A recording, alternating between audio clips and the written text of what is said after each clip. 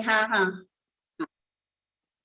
Aunty, हाँ, मैं बोलो। पूछ रही थी, जैसे ना अभी ऐसा हो गया कि जैसे मैं समाहित करती हूँ मॉर्निंग में, तो मुझे ऐसा लगता है स्वाध्याय से पहले भी फटाफट भगवती सूत्र की ये प्रश्नमाला स्टार्ट कर दूं। तो मैं ये पूछ रही थी, स्वाध्याय में और इसमें करने में कुछ विशुद्धि में फर्क है, कुछ अंतराय ऐसे तो नहीं आती है? मतलब स्वाध्याय से भी ज्यादा इंटरेस्ट अभी इसमें आने लगा है कि पहले ये पढ़ना है।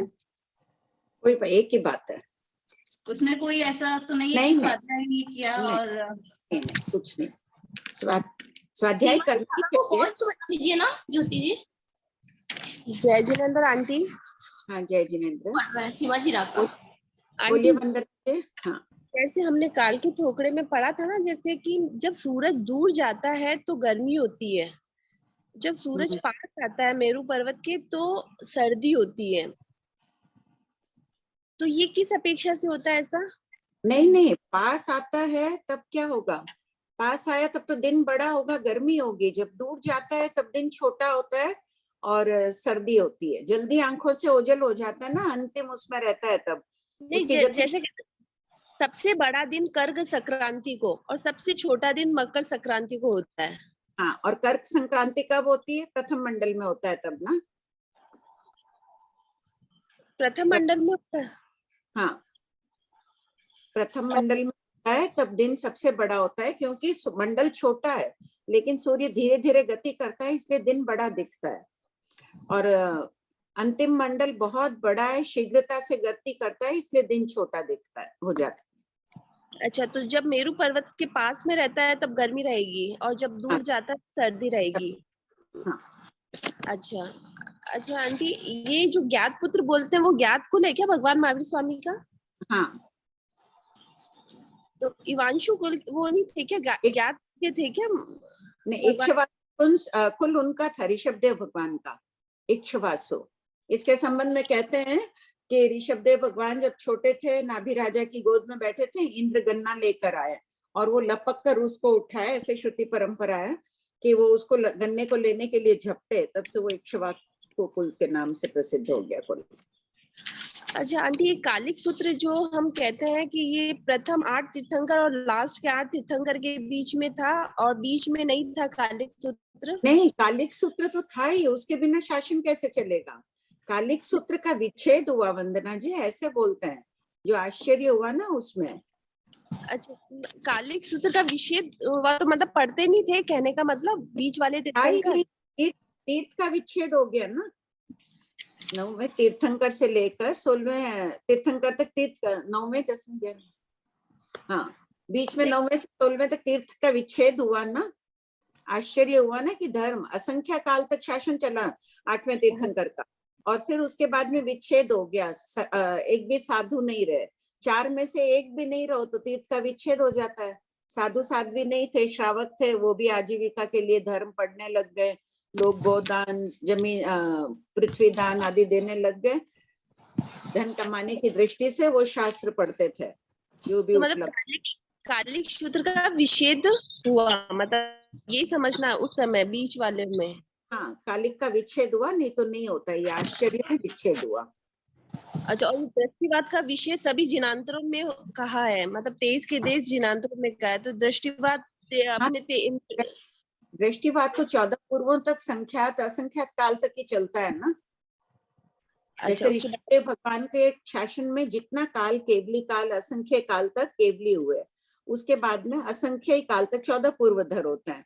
और 19वें तीर्थंकर तक ऐसे ही चला, 18 तक। 19वें तीर्थंकर के शासन में संख्यात पाठ केवली हुए, संख्यात काल तक 14 पूर्वों का ज्ञान रहा। आजकल आचार्य श्री की धारणा है जो 14 पूर्वी है वो दृष्टिवाद के ज्ञाता है। अच्छा, तो ये सिर्फ 19वें तीर्थंकर के समय तक ही था क्या दृष्टिवाद का, जो जहाँ 14 पूर्वधारी थे? जब नहीं, जब तक भगवान महावीर के शासन में भी स्थूली भद्र तक, भद्रभाव स्वामी तक 14 पूर्वों का ज्ञान था, तब तक दृष्टिवाद था। अच्छा, जहाँ 14 का ज्ञान रहता तब तक रहता दृष्टिवाद, उसके बाद ये विच्छेद हो जाता। 14 पूर्वों का धीरे धीरे क्रमशः अवसर निकाल है ना, विच्छेद होता गया। क्षमता नहीं थी याद करने के पीछे के। स्थूली भद्र का भी 10 पूर्वों का किया, फिर उन्होंने वेकीय लब्धि किया तो भद्रभाव स्वामी ने बंद किया। फिर चतुर्विद के कहने पर सिखाया भी, लेकिन अर्थ नहीं सिखाया उन्होंने। ठीक सबसे है विचित्र। ठीक अंतिम आंटी, अंतिम बात के ज्ञाता भद्रभाऊ स्वामी थे।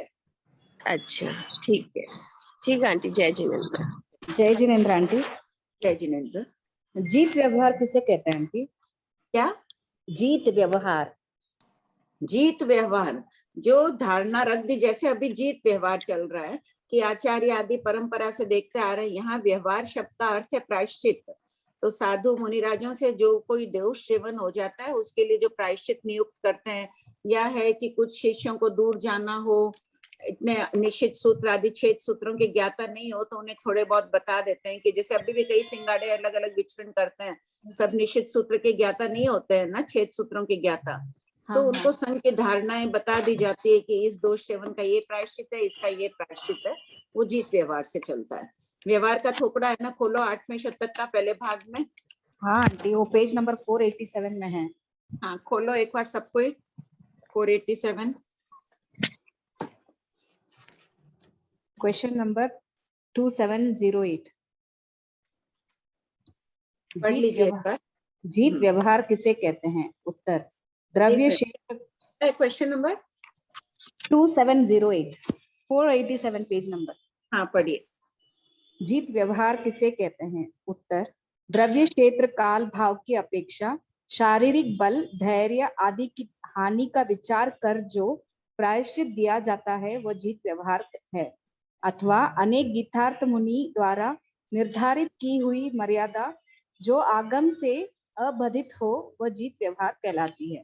देख लो, जो अनेक गीतार्थ यानी जो सूत्र और अर्थ के जानकार होते हैं, वो निर्धारित कर देते हैं कि ये दोष सेवन की ये प्रायश्चित होगा, वो भी जीत व्यवहार है। आगम से मेल खानी चाहिए, आगम से बाधित नहीं होनी चाहिए, जो भी ये नियम बनाते हैं, धारणा है।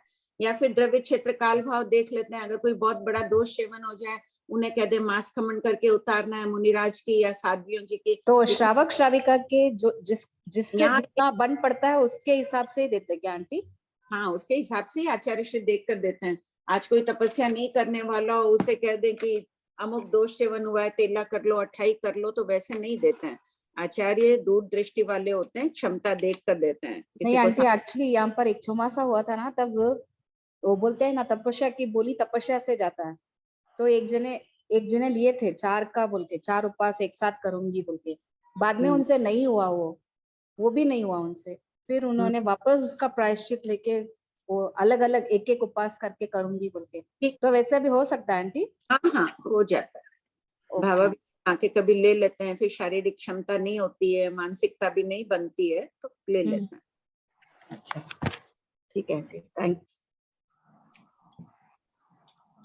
बोलिए श्रेया जी। प्रणाम सब, मैं पढ़ने के लिए हैंड रेस किया था। जय जिनेंद्र भाभी जी, प्रणाम। हाँ।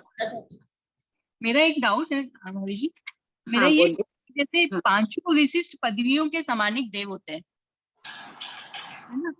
5 विशिष्ट मतलब इंद्र, लोकपाल, त्रयशंक, वो सब अग्रमहिषी और अग्रमहिषी, है ना? तो अग्रमहिषी देवों के भी समानिक देवियां होती है, इसका मतलब? हाँ हाँ, देवियां रहती है उनकी भी, उनकी राजधानियां भी कही गई है। अच्छा, तो फिर वो जब जो अग्रमहिषी देवी है वो जैसे विकुर्वणा करके 8,000 लगभग, या कोई 4,000, कोई 3,000, जैसे जैसे देवियां बना लेती है, तो क्या ये जो सामानिक देवियां होती है ये भी बना लेती? हाँ, विक्रिय क्षमता वैसी होने की उनकी संभावना है। अच्छा, रिद्धि तो उनके मतलब जैसी होगी, वो अग्रमहिषी उनकी अग्रमहिषी जैसी रिद्धि संपन्न नहीं होगी। हाँ। लेकिन उनके राजधानियां आदि नहीं हो, बाकी रिद्धि ये सामान्य रहती है, स्थिति समान हो जाती है, विक्रिय लब्धि समान हो जाती है। अच्छा, स्थिति भी समान हो जाती है उनके? स्थिति समान है तभी सामानिक हुए ना। समान, ठीक है। नहीं, हाँ यही थोड़ा सा डाउट। हेलो। हाँ बोलिए संजू जी। हाँ भाभी जी, एक था इससे मेरा संयोपशम से था, 15 देव गतिनी प्रकृतियां कौन सी है जो उसमें संयोपशम सम्यक दृष्टि जीवों को ही होता है? क्या कौन सी 15? 15 कौन सी ऐसी प्रकृति है हाँ जो सिर्फ सम्यक दृष्टि जीवों को ही होती है? क्या ये क्या नौ कसाई वगैरह? हाँ, मोहिनी कर्म का क्षोभक्षम सिर्फ सम्यक दृष्टि जीवों के होता है, बाकी ज्ञानावर्णी, दशनावर्णी और अंतराय का क्षोभक्षम तो चलता ही रहता है अनादिकाल से। सभी जीव क्या रहता है, उपयोग लक्षण ज्ञानावर्णी दक्षिणावर्ती श्रोत ज्ञानावर्णी का, चक्षु चक्षु दक्षिणावर्णी आदि का तो अभव सिद्धि के भी होता है, हाँ काल से उससे जीवत्व प्रकट होता है। मोहनी कर्म का क्षयोपशम सभी प्रकृतियों का क्षयोपशम सम्यक दृष्टि जीव के ही होता है, 28 से प्रकृतियों का। अच्छा ठीक है भाभी जी। हाँ बोलो सुनीता।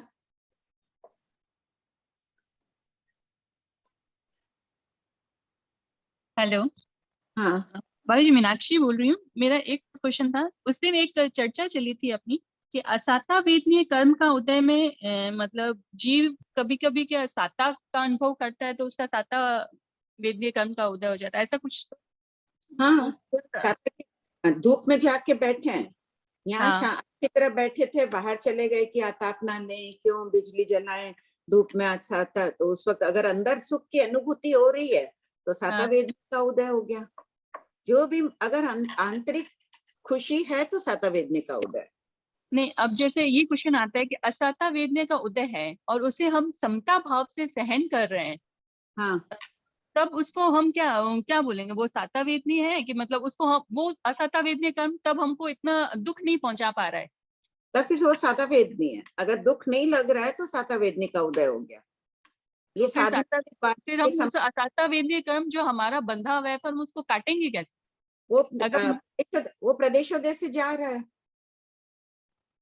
अच्छा, आत्मा पर तो रहेगा नहीं ना। दोनों कर्म प्रकृतियां चलती रहती है, ये साता वेदनी असाता वेदनी।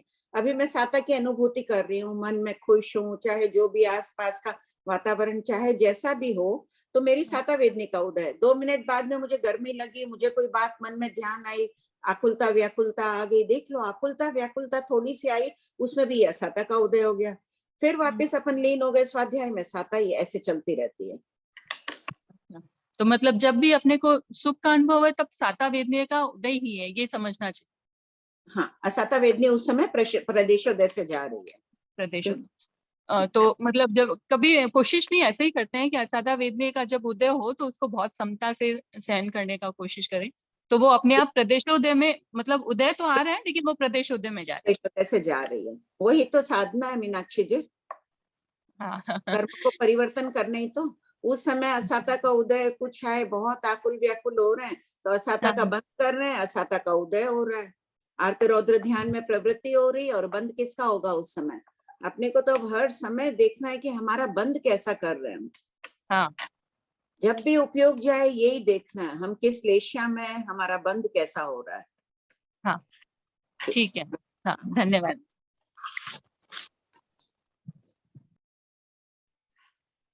बोलो सुनीता, सुधा बोलो, निर्मल जी, प्रिंसी अनम्यूट करो ना उनको। जी सीमा जी रखा पड़ेंगे ना? नहीं, हैंड रेज है ना निर्मल जी का, सुधा हाँ का। हाँ हाँ निर्मल भैया बोलिए। आंटी पुद्गल विपाकिनी प्रकृतियां होती ना आंटी, कौन सी? पुद्गल विपाकिनी प्रकृतियां आंटी, हाँ, तो उनका उदय प्रदेश उनका उदय है ना बाटा बता अवस्था में भी होता है क्या, या वहां नहीं होता है? उद्गल कैसे होगा? उद्गल शरीर आदि का तो जब शरीर निर्माण हो जाएगा तब भी उसका उदय प्रारंभ होगा ना, विपाक उदय। अच्छा, तो अपन ये कह सकते हैं डिफरेंस जीव विपाकिनी और पुद्गल में, ये कह सकते हैं कि जीव का तो बाटा बता में होता है, पुद्गल का नहीं होता है। नहीं होता है। श्योर ना? हाँ बराबर, ठीक है आंटी। अच्छा आंटी, एक क्वेश्चन पूछा था आंटी, है ना, मांस खाने से तो अपन बोलते हैं नरक का वहां जाते, नरक में जाता करके बोलते हैं, पर शराब में ऐसा क्या है जो नरक में जावे आंटी? शराब से मानसिक स्थिरता नहीं रहती है ना, ओके। दुर्गुण की रहती है संभावना। हाँ, सबसे बड़ी बात तो वही है, दुर्गुण उत्पन्न होने की संभावना है, भान नहीं रहता है, अधिक मात्रा में सेवन कर लेता है तो मिथ्यात्व मोहिनी के उदय की भी संभावना हो जाती है। करेक्ट है। अंश कुछ भी बोलने लग जाएगा तो मिथ्यात्व के धर्म के प्रति भी कुछ बोलने लगेगा तो मिथ्यात्व का उदय हो जाएगा। इन सब का निषेध किया जाता है। बाकी देखो तो निषेध तो है, करेक्ट, पर शराब में ऐसा क्या नरक का बंद हो गई, वो क्वेश्चन पूछा था किसी ने, तो हाँ, तो उससे बहुत दुर्गुण आ जाते हैं, इसलिए कह दिया। अच्छा कारण हो गया ना नरक का कारण। मध्य अगर बेभान रहेगा तो मांसाहार भी कर सकता है, कुशील सेवन कर सकता है, कुछ भी दुर्गुण आ सकते हैं उसमें। ठीक है आंटी, बराबर। भाभी जी प्रणाम। भाभी जी हाँ। जो 206 अग्रमेशी देवियां हैं तो वो अपने 56 इंद्र की लेंगे ना, ऊपर के देवलोकों के इंद्र के देवियां थोड़ी है, ऊपर के 8 वालों के, ऊपर दूसरे के तो देवलोक। देवियां तो पहले दूसरे देवलोक तक ही है ना सुनीता। हाँ तो फिर जो अपने अग्रमेशियां लिखेंगे तो 56 इंद्र की ही होगी ना, 64 इंद्र की नहीं होगी ना। नहीं नहीं, ऊपर तो है ही नहीं देवियां। और एक भाभी जी है ही नहीं और- देवियां। और एक भाभी जी लोकपालों की अग्रमेशियां की इनमें काउंटिंग नहीं है ना। नहीं नहीं, उनकी नहीं है। ये वर्तमान जो 206 है इनके बात का बोल रहे थे कि से इन्होंने दीक्षा अंगीकार की और विराधक बन गई थे। एक भाभी जी जो अपने लेशिया के पुद्गल जो ग्रहण करते हैं तो वो कौन सी ऐसे वर्गनाओं के अंतर्गत तो नहीं आते ना, कोई ऐसी वर्गना तो है नहीं जिसमें लेशिया के पुद्गल ले लिए। वो तेजस वर्गना के अंतर्गत है। अच्छा तेजस के वर्गना। और एक भाभी जी जैसे अपने शरीर की वर्गनाएं लेते हैं औदारिक, और उसके अंदर भी आ जाते हैं क्या कुछ पुद्गल ये? नहीं, अलग ही। पहले तो शरीर औदारिक वेक्रिया आदि का ही था, अब तेजस का ही कह रहे हैं कि तेजस वर्गना के अंतर्गत है। बाटे बेटे में भी जीव सलेशी रहता है, हाँ हाँ कौन से पुद्गल ग्रहण कर रहा है। यद्यपि 2-3 समय की बात है अनाहरक अवस्था आदि, लेकिन तेजस शरीर का उदय रहता है, उसमें जो पुद्गल ले रहे हैं वो लेशा में भी काम आ रहे हैं, थोड़ी सी मात्रा में ले रहे हैं। जैसे अपन आटे में थोड़ा सी 1 चम्मच घी डालकर आटा लगाए तो वो इफेक्ट तो उसका रहता ही है ना। हाँ हाँ। और जो अपने 5 वन के ऐसे पुद्गल विपाकी वाली प्रकृतियों के जो अपने पर लेते हैं उनमें भी लेशिया मान सकते हैं भाभी जी? फिर तेजस में मानना, पुद्गल विपाकी है और तेजस शरीर है ना, हाँ तो उसका उदय तो निरंतर रह रहा है। जीव सलेशी जीवों के निरंतर उसका उदय है, और बंध मान लो कि 8वें गुण स्थान के 6ठे भाग तक है। हाँ लेकिन उदय में वो जो पुद्गल ग्रहण कर रहा है उसमें लेशिया योग्य भी पुद्गल रहते हैं, तभी 13वें जीव स्थान तक लेशिया जीव सलेशी है। अच्छा अच्छा ठीक है भाभी जी। प्रणाम भाभी जी। हाँ सुधा। मेरे को अभी जैसे मीनाक्षी जी ने कहा ना, और वो कि साता वेदनी का अपने, यदि साता का अनुभव कर रहे हैं तो साता वेदनी का अपने उदय मानेंगे। तो भाभी जी 7वें गुण स्थान के बाद से तो कोई जीव, कोई मनुष्य जो है वो असाता का अनुभव करेगा ही नहीं, दुखी तो होएगा ही नहीं। तो उनकी तो साता वेदनिक और असाता वेदनी दोनों का उदय चल रहा है। नहीं, उनके तीव्र, जैसे गत्सुकुमाल मुनि कैसे तो 14वें गुण स्थान में भी बता ही रहे हैं साता या साता वेदनी का उदय। 14वें गुण स्थान तक है, 14वें तक भी बता ही रहे हैं ना। लेकिन मराठा कहते हैं कि जो आंतरिक अनुभूति बंद वैसे ही हो रहा है, वो भी तो अनुभूति साता की करे थे, अब उनकी आपसे बताया, शायद आप ऐसे बताए थे पहले कि उदय तो असाता का ही है लेकिन समता से अपने कर रहे हैं, तो बंद अपने साता का हो रहा है, ये अपने आप शायद बताए थे। हाँ, पहले ये बोलते थे, बीच में मरासा बताए कि अगर आंतरिक खुशी है तो साता की अनुभूति है, साता का ही उदय है। अब वहां जो बात कर रहे हैं 14वें गुण स्थान में अन्यतर वेदनी आदि का, वो कर्म लताओं की अपेक्षा कर देते हैं कि तीव्र बांधी हुई थी वो उदय में चल रही है, उनकी अनुभूति क्या है? हाँ वही तो, उनकी अनुभूति तो हमेशा सुख की रहेगी, वो तो दुख का अनुभव करेंगे नहीं। सुधा पहले जो बोलते थे ना, इसमें कुछ चेंज हुआ है, फिर वापस पूछा लूंगी। आजकल ऐसे ही बोलते हैं, साता की अनुभूति अंतर तो साता का ही होगा, क्योंकि यदि अपने साता का अनुभव कर रहे हैं तो बंध तो साता का ही होगा। हाँ, बंध तो नियम साता का ही है, उदय भी साता की अनुभूति है, तो साता का उदय। फिर वापस पूछा लेंगे हमारा सको, ये चेंज हो गया है। अच्छा ठीक है। और वो अभी शराब का बोल रहे थे, तो उसका शराब का भी भाभी जी वो अंगूर को सड़ा के बनाते हैं, इतने उसमें जीवों की उत्पत्ति हो जाती है, उसकी अपेक्षा से बोलते होंगे ना। नहीं, जीव हिंसा हो रही है वो ठीक है, बहुत हो रही है, लेकिन पीने के बाद ऐसे तो बहुत चीजों के निर्माण में भी जीव हिंसा होती है। कुछ भी अपन खाना बना रहे हैं तो कितनी जीव हिंसा हो ही रही है, उससे जमीकन भी खा रहे हैं, अनंत जीवों की हिंसा होती है उससे, तो इसके परिणाम अच्छे नहीं होते ना मध्य के। हाँ वो तो है ही, लेकिन नहीं मतलब वो भी साथ में वो भी जोड़ सकते हैं क्या? हाँ वो भी है, जमीकन के लिए तो ये बात नहीं कही गई है ना मांस मत। हाँ ठीक है बाबू जी, प्रणाम। प्रणाम आप बोल दीजिए। प्रणाम प्रणाम। हाँ बोलिए। मम्मी बोल, प्रणाम कर रही है मम्मी। अच्छा हाँ कंचन भाई, जय जिनेन्द्र। बोलो विनीता। प्रणाम भाभी जी। हाँ विनीता। भाभी जी अभी जो बात चली ना शराब वाली कि शराब पीने वाला आपने बताया इस तरह से तो नरक में जाता है, पर मेरा यहाँ एक क्वेश्चन उठता है कि आजकल तो कोई भी घर मतलब बहुत कम रेयर घर बचे हैं जहाँ मतलब बच्चे ओके हैं भाभी जी। हाँ हाँ भाभी जी इसका क्या क्या आंसर हो सकता है इसका मतलब आने वाली पीढ़ी जो भी है जो भी करते हैं क्या सारी की सारी क्या फिर नरकगामी बनेगी? नरक में एक समय में असंख्य जीव भी उत्पन्न हो सकते हैं। मनुष्य है कि संख्या ही तो है ना। नरक में हाँ कितने हाँ होते हाँ हैं? मैं जगन एक समय की बात कर रही हूँ सिर्फ। जगन एक दो तीन अच्छा उत्कृष्ट असंख्य। हाँ हाँ हाँ हाँ ठीक है खैर, वापस इसका मेरा वही है कि आज की दुनिया में अर्जुन माली ने तो पंचेंद्रिय की हत्या करके भी तो उसी भव में मुक्ति प्राप्त कर ली थी। मुक्ति कैसे प्राप्त करती है? किस चीज से मुक्त होने से मुक्ति मिलती है? सबको एक लाइन में अपना उत्तर लिखे फिर बताइएगा। एक शब्द में उत्तर लिखना है, किस चीज से मुक्त होने से मुक्ति मिलती है? मैं बोलूं भाभी जी? एक बार लिखने दो, 1 मिनट सबको। किस चीज से मुक्ति मिलती है? हाँ, एक शब्द का उत्तर, और वही जैन धर्म का सार है। हर आगम में वही भरा हुआ है, उसी से मुक्त होने का उपदेश है। हो गया? हो गया। देखो जो नहीं बोलते हमेशा उनमें से कोई बोलो। लब्धि जी जैन, उनको अनम्यूट करो। डिम्पल जी डागा,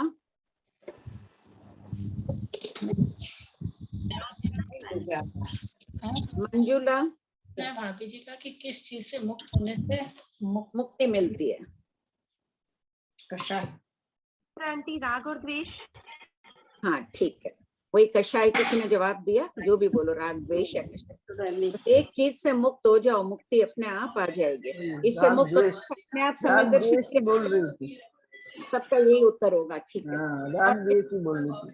हाँ किरण जी बोलिए। किरण जी सेठिया, प्रिंसी, 1-2 का और ले लो ना, फिर नाम लिख लो, फिर बाद में। शोभा भाई बोलिए। आंटी 231 हो गए हैं? 231 हो गए आंटी। हाँ हाँ, बस क्वेश्चन बाद में शोभा भाई कुछ बोल रहे हैं, उसके बाद भाभी जी अभी जो ना 85 प्रकृतियां बंद की बता रहे हैं ना, नरक की जो 4 बता रहे हैं, उसमें हाँ। खाली है ना मांसाहार लिए, मदिरा पान का नहीं लिए मैं। अभी हटा दिया, पहले तो था ही ना मध्य मांस। हाँ पहले तो था, लेकिन अभी है ना खाली मांसाहारी लिखा हुआ आ रहा है उसमें। कोई बात नहीं, अच्छा है, मध्य से भी भयभीत रहने दो।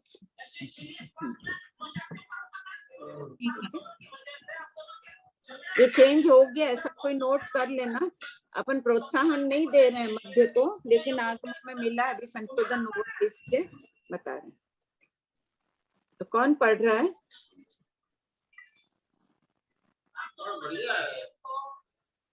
मैं पढ़ूं? इसका नाम हुआ था ना, सोनम पढ़ रही थी। पढ़ो, जो भी है शुरू करिए पढ़ना।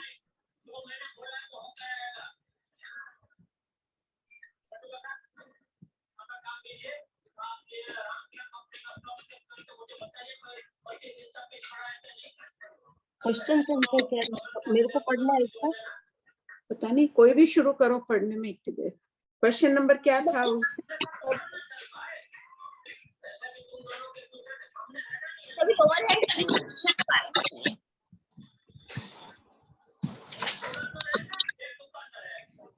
प्रिंसी स्टार्ट करवाओ ना रीडिंग। हाँ सीमा जी पढ़ रही। ये जो भी पढ़ रहे हैं रेजेंट ना, पता चले मैं पढ़ूं।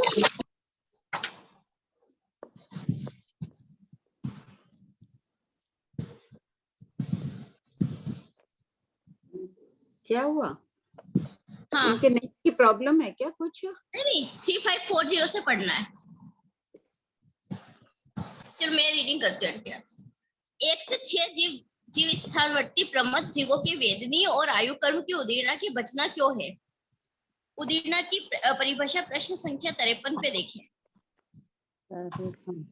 इसमें बताया है कि पंच संग्रह भाग 8 गाथा 24 के विशेषार्थ में उल्लिखित है कि वेदनीय और आयु कर्म की उदीर्णा गोलमाल परिणामों में होती है।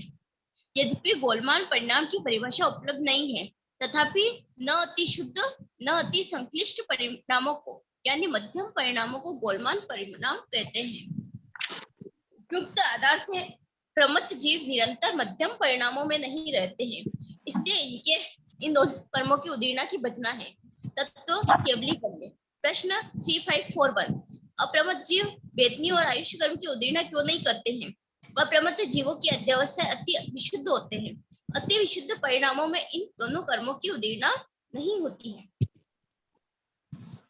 प्रश्न 3542 उत्पल आदि एकेंद्रीय जीवों के द्रव्य मन नहीं होता है, फिर वे ज्ञानावरणीय आदि कर्मों का बंध वेदन उदीर्णा कैसे कर सकते हैं?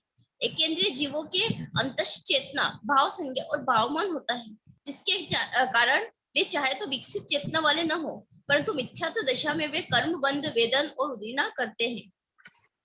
इसमें प्रश्न 3543 उत्पल में कितनी लेशाएं पाई जाती हैं? उत्पल में कृष्ण नील कापोत तेजो ये 4 लेशाएं पाई जाती हैं। प्रश्न 3544 क्या उत्पल कमल के जीवों में जीवन पर्यंत तेजोलेशा रहती है? नहीं, पूर्व में लाई तेजोलेशा अल्पकाल तक ही रहती है, तदंतर जीवन पर्यंत अशुभ लेशा रहती है। उत्पल में कौन से जीव तेजोलेशा सहित उत्पन्न होते हैं? एकेंद्रीय प्रायोगिक संक्लिष्ट परिणामों में आयुबंध करने वाले भवनपति से दूसरे देवलोक तक के तेजोलेशी देव ही उत्पल आदि एकेंद्रीय में तेजोलेशा सहित उत्पन्न होते हैं। प्रत्येक जीव के आयुबंध के समय जो लेशा होती है वही लेशा काल करते समय और पर्भव में उत्पन्न होते समय होती है। प्रश्न 3546 उत्पल में जीव कौन से जीव प्रश्न आदि 3 अशुभ लेशा लेकर उत्पन्न होते हैं? मनुष्य और तिर्यंच उत्पल में नियमा प्रश्न आदि 3 अशुभ लेशा सहित उत्पन्न होते हैं। शतक 11 उत्तशक 2 पलाश यह स्पष्ट होता है। एकेंद्रीय प्रायोगिक संक्लिष्ट परिणामों में आयुबंध करने वाले भवनपति से दूसरे देवलोक तक के अशुभ लेशी देव भी उत्पाद में अशुभ लेशा सहित उत्पन्न होते हैं। देखो 2 सागरोपम की स्थिति वाले देव इतनी रिद्धि संपन्न होते हैं और इसमें एक केंद्रीय में आयुष बंद करते वक्त उनके अध्यवसाय खराब होते हैं, तो काल करके अपने कुंडल में अपनी शैया में अपने वस्त्राभूषणों आदि में उत्पन्न हो जाते हैं। नहाते वक्त उसी पानी में उत्पन्न हो सकते हैं।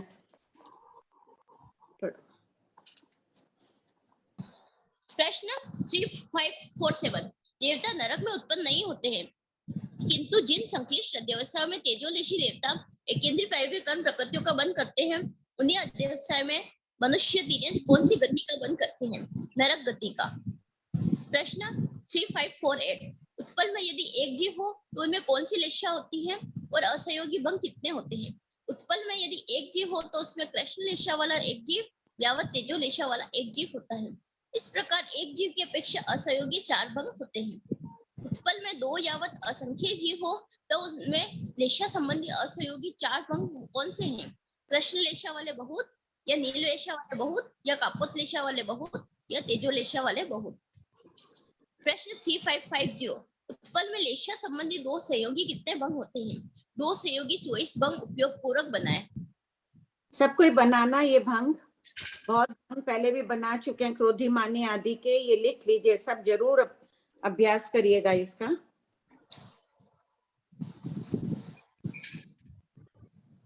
उत्पल लेशा में 2 सहयोगी कितने भंग? तो आंटी ना जैसे एक का और एक बहुत का ऐसे बनेंगे ना आंटी? हाँ हाँ बनाने क्या आंटी भंग? अब हाँ सब कोई बाद में बना लेना। ठीक है। प्रश्न 3551 उत्पल में यदि 3 जीव हो तो उनमें कितने लेशा होती हैं? उत्पल में यदि 3 जीव हो तो तीनों जीव एक ही लेशा वाले अथवा 2 लेशा वाले अथवा 3 लेशा वाले हो सकते हैं, या वह 3 सहयोगी 32 भंग होते हैं। उत्पल में 4 यावत असंख्य जीव हो तो उनमें कौन सी लेशा होगी? उनमें 1 यावत चारों लेशा हो सकती है। 4 सहयोगी 16 भंग बनाए। इस प्रकार उत्पल में 8, 24, 32 और 16 टोटल 80 भंग आगम या थोकड़े में देखकर बनाए। सब बिना देखे भी बनाने का प्रयास करना, नहीं तो कोई भी एक दूसरे से किताब या हो देखकर बनाना। सोचना कि समय लेखे लगेगा, चित्त एकाग्र होगा, विशेष निर्जरा होगी। गौतम स्वामी भगवान महावीर स्वामी का संवाद है, जरूर लिखकर कोशिश कर लेना।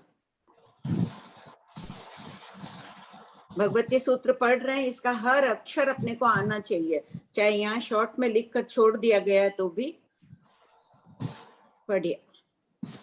हाँ, एक मिनट, अन्नपूर्णा जी कुछ बोल रहे हैं। आंटी हाँ वो जो बोलो। क्वेश्चन आंटी क्वेश्चन नंबर जो था ना 3546, हाँ बोलो। आंटी उसमें लिखा हुआ ना शतक 11 उद्देश्यक 2, पर आंटी हाँ। पीछे मैंने देखा वहाँ पे उद्देश्यक 3 में पलाश का वर्णन है। 3 है। हाँ आंटी, मैंने वो पढ़ा था तो देखा मैंने वहाँ पे। हाँ तो उसको संशोधन कर लो भाई, लिखने में गलती आप होगी। कंफर्म हो जाइए आंटी, आप देख लीजिए क्वेश्चन नंबर 3596 पेज नंबर 125। हाँ उद्देश्यक 3 है, संशोधन कर लो, इसको ठीक कर लो।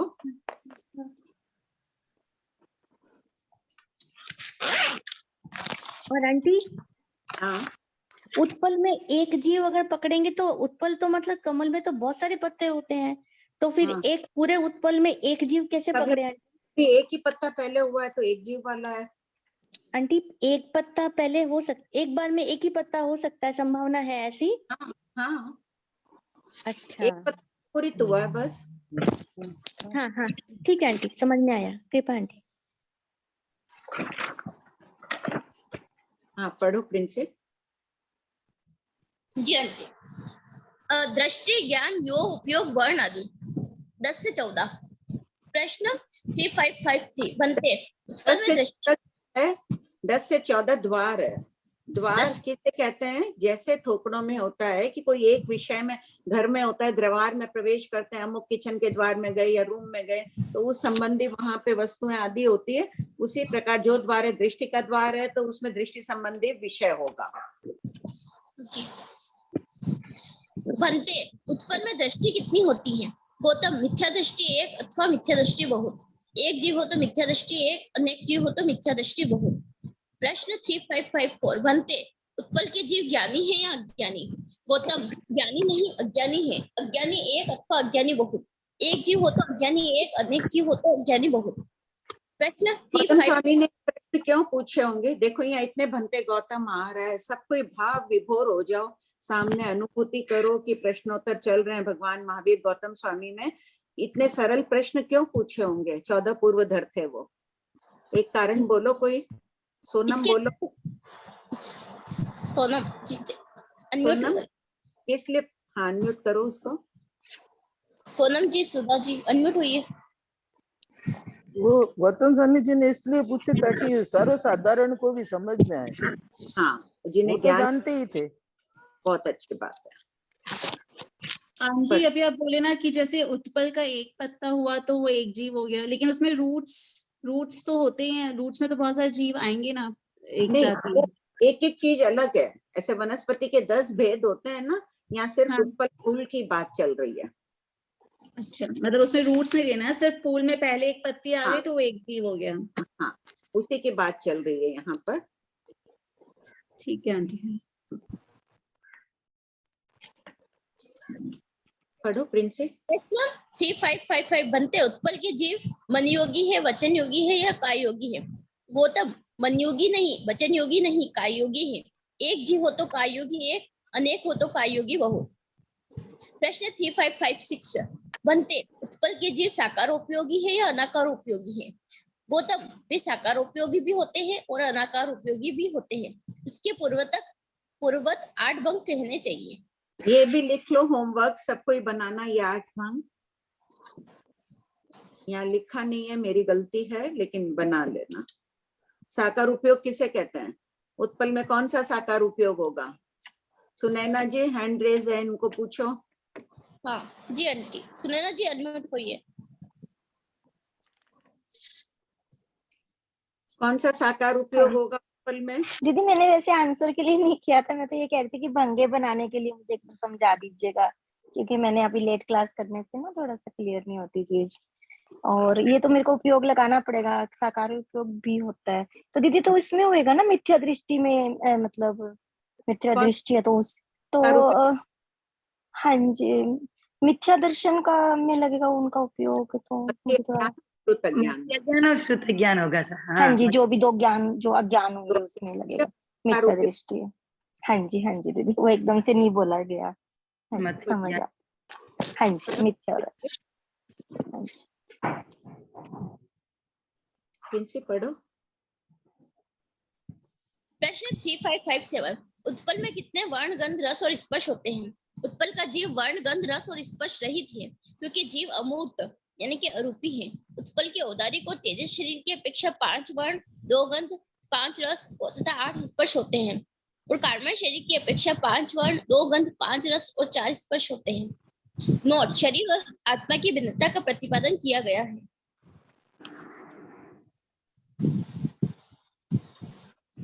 अनुभूति करते सबको ये आत्मा भिन्न है, शरीर भिन्न है, आसक्ति अपनी शरीर की तरफ बहुत ज्यादा रहती है, फिर भी कभी कभी अनुभूति करनी चाहिए भिन्न है। उत्पल के जीव उच्छ्वासक है या निश्वासक है, या नोच्छ्वासक निश्वासक है? नो यानी नहीं। तो भगवान फरमा रहे हैं कि हे गौतम, उत्पल के जीव में दोनों भेद हैं। उनके असहयोगी के 6 भंग, त्रिक सहयोगी के 12 भंग और त्रिक सहयोगी के 8 भंग होते हैं। ये सब मिलाकर 26 भंग होते हैं। उच्छ्वासक आदि असहयोगी के 6 भंग कौन कौन से हैं? उच्छ्वासक 1, निश्वासक 1, नोच्छ्वासक निश्वासक 1, उच्छ्वासक बहुत, निश्वासक बहुत और नोच्छ्वासक निश्वासक बहुत। 2 सहयोगी के 12 भंग और 3 सहयोगी के 8 भंग बनाए। उच्छ्वासक 1 कैसे होगा? उच्छ्वासक सिर्फ पुद्गलों को ग्रहण किया है, अभी निस्सरण नहीं किया है, तब वो उच्छ्वासक हो गया, एक ही जीव है तो। और निश्वासक वो एक ही जीव था, सांस लेता है उस समय छोड़ता नहीं है, तो एक है सांस लेने वाला प्रथम भंग है, सांस छोड़ने वाला दूसरा भंग है। और नो उच्छ्वासक नो निश्वासक कब होगा? जीव अपर्याप्त अवस्था में श्वासोश्वास नहीं लेता है, तो उस समय एक है। और अगर बहुत उच्छ्वासक है, कभी बहुत जीव है उत्पल में और वो ग्रहण कर रहे हैं, सभी ग्रहण करने वाले हैं, उस अपेक्षा से चौथा भंग होगा। कभी सभी सिर्फ छोड़ने वाले होते हैं, तब 5वां भंग होगा। और जब सभी वैसे हैं कि कोई छोड़ भी नहीं रहा है और ले भी नहीं रहा है।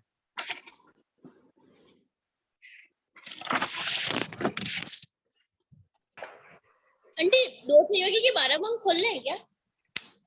सब बनाना अपने आप, आज जरूर बनाना। नेक्स्ट क्लास तक जितना जो बना सकते हो, चाहे गलत बने सही बने, यही सोचना कि मेरे परिणाम विशुद्ध हो रहे हैं, कर्मों की निर्जरा हो रही है, अभ्यास कर रही हूँ। या एक दूसरे से पूछ के बना लेना, किताबें है तो देख के बना लेना। पढ़ो। एक उत्पल की अपेक्षा उन्होंने पूछा है वापस, अन्नपूर्णा जी ने क्वेश्चन पूछ रहे हैं। अन्नपूर्णा जी अनम्यूट की ना? हाँ, इस संबंध में जिनके प्रश्न हो अनम्यूट कर दो ना उनको। सिर्फ इसी अभी जो पढ़ रहे हैं ना, उसी से रिलेटेड कोई क्वेश्चन ना तो पूछ लीजिए। आंटी अभी जो आपने भेद बताया ना असहयोगी के, वो एक पर्टिकुलर उत्पल की अपेक्षा बताया आंटी ना, एज ए होल, तो वो फिर तो होगा नहीं। क्यों? आंटी जहाँ ऐसे तो बहुत सारे उत्पल है, ऐसा कभी होगा कि सारे के सारे अपर्याप्त हो? ऐसा तो संभावना नहीं लग रही है। कोई भी एक उत्पल की अपेक्षा लेना है। हाँ, या एक उत्पल की अपेक्षा लिया ना आंटी। हाँ हाँ आंटी।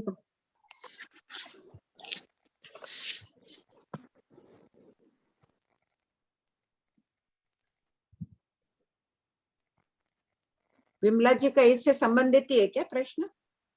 पता नहीं बोल नहीं रहे हो। ठीक, पढ़ो। उच्छ्वासक निश्वासक का क्या तात्पर्य है? पर्याप्त अवस्था में सभी जीवों के उच्छ्वास और निश्वास होते हैं, और तो अपर्याप्त अवस्था में जीव नोच्छ्वासक निश्वासक भी होता है, क्योंकि श्वास पर्याप्ति पूर्ण होने के बाद ही श्वास की प्रक्रिया प्रारंभ होती है।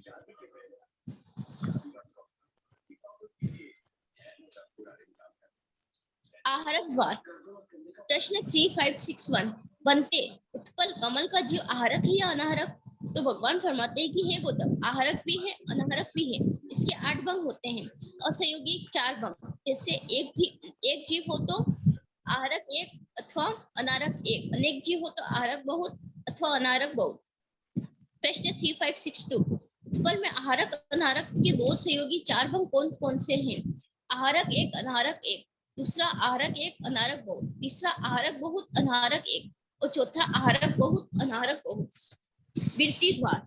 प्रश्न 3563 इसमें बताया है कि बनते उत्पल के जीव सर्वविरत है, अविरत है या वीरता विरत है? तो भगवान फरमाते कि हे गौतम, वे न तो सर्वविरत है, न वीरता विरत है, किंतु एक जीव अविरत है अथवा अनेक जीव अविरत है। प्रश्न 3564, उत्पल के जीव अविरत क्यों हैं? उत्पल के जीव चाहे बाहर से हिंसा आदि का सेवन करते हुए दिखाई नहीं देते हैं, किंतु वे हिंसा आदि का त्याग नहीं करते हैं, इसलिए अविरत है। कषाय को भी हिंसा के अंतर्गत ही माना गया है। उनके अध्यवसाय भी अशुभ होते हैं। अविरति बहुत बड़ा शस्त्र है, वो भी हिंसा ही है, लेकिन कषाय अध्यवसाय अशुभ होते हैं, उस अपेक्षा से भी हिंसक कहे जाते हैं वो।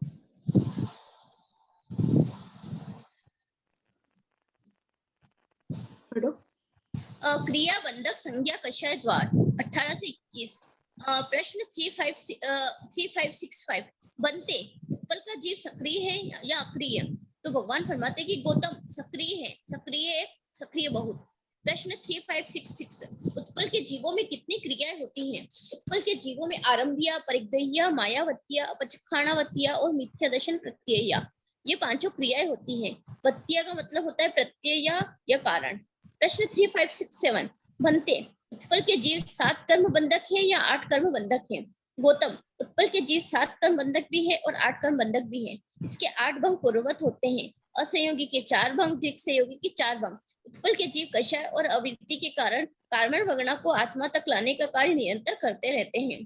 प्रश्न 3568, बनते उत्पल के जीवों में कितनी संज्ञाएं पाई जाती हैं? गौतम, आहार संज्ञा, भय संज्ञा, मैथुन संज्ञा, परिग्रह संज्ञा, ये चारों संज्ञाएं पाई जाती हैं। इसके 80 भंग होते हैं, जिन्हें लेशाद्वार के अनुरूप कहना चाहिए।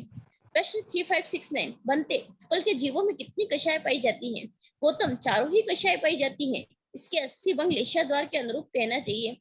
अब अव्यक्त कषाय में भी निरंतर कर्मबंध होता रहता है। अव्यक्त कषाय से क्या तात्पर्य आंटी? अव्यक्ति, उनकी तो नजर नहीं आएगी अपनी, तो अगर अहंकार है, क्रोध है, माया कर रहे हैं, सब दृष्टिगोचर होती है। क्या दिख रहा है? उत्पल शांत सुंदर, इतना महकता रहता है, ऐसे दिखता है, लेकिन अंदर देखो कितने क्लिष्ट परिणाम रहते हैं उसके। कितने काल तक आगे आ जाएगा, क्या स्थिति इसकी आएगी, तब कितने काल तक उसी में गमनागमन करता रहेगा।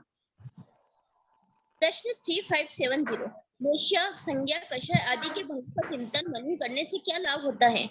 इस प्रकार के भंगों को फेरने से मन एकाग्र होता है, जिसके फलस्वरूप कषाय निग्रह का अभ्यास होता है एवं प्रभु महावीर की सर्वदर्शिता पर अपार श्रद्धा से मन कह उठता है कि उन्होंने तत्वों, वस्तु या जीव के स्वरूप की कितनी सूक्ष्म व्याख्या की है।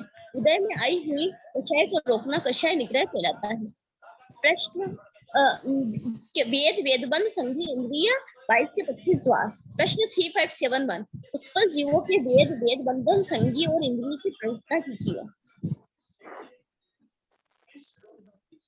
इसमें बताया है कि उत्पल के जीव नपुंसक वेदी, तीनों वेदों के बंधक, असंगी और सइंद्रिय यानी कि स्पर्श इंद्रिय वाले होते हैं। काल 26वां द्वार है काल। प्रश्न 3572, बनते उत्पल का काल कितना है?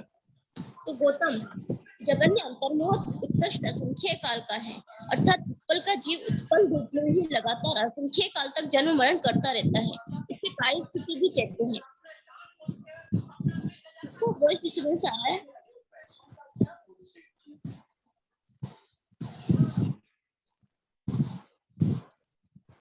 क्या हुआ? नहीं आंटी, वॉइस डिस्टर्बेंस था किसी का। प्रश्न 3571, काय स्थिति का वर्णन क्यों किया गया है? विवक्षित गति, म्यूट कर। हाँ आंटी कर दिया। विवक्षित गति आदि के परिणामों में जीव के निरंतर रहने की शक्ति का ज्ञान काय स्थिति से होता है। यानी कि कोई जीव विवक्षित किसी गति में कितने टाइम तक रह सकता है, ये चीज हम काय स्थिति से जान सकते हैं। काय स्थिति है ही है, यह बोध देने के लिए इसका वर्णन किया गया है। प्रश्न 357 की बातें बताते हैं, हे ये और उपादेय। लंबे काल तक रहना अच्छा थोड़ी है, जन्म मरण बार बार करना, इसलिए काय स्थिति है ये। उत्पल के काल में हमें क्या शिक्षा मिली है? उत्पल कोमल है, सुंदर है, मनमोहक है, फिर भी माया, गुण माया आदि परिणामों के कारण असंख्य काल तक तिर्यंचायु का बंध करता रहता है। इस दुख से बचने के लिए हमें जीवन में सरलता को अपनाने की शिक्षा मिली है। तिर्यंच का आयु के बंध के कारण क्या है? 4 कारण बोलो। तिर्यंचायु के, हाँ, तिर्यंचायु के है ना, गुण माया करने से, माया करने से, और कूड़ा कूड़ा कूड़ा तो कूड़ा माल करने से और वस्तु में बेल संबंध। सव्येद 27 द्वार। हाँ किरण जी बोलिए, कोई क्वेश्चन है क्या?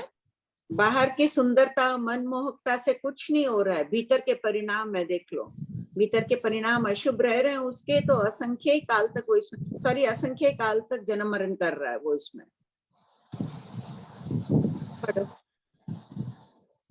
सव्येद 27वां द्वार।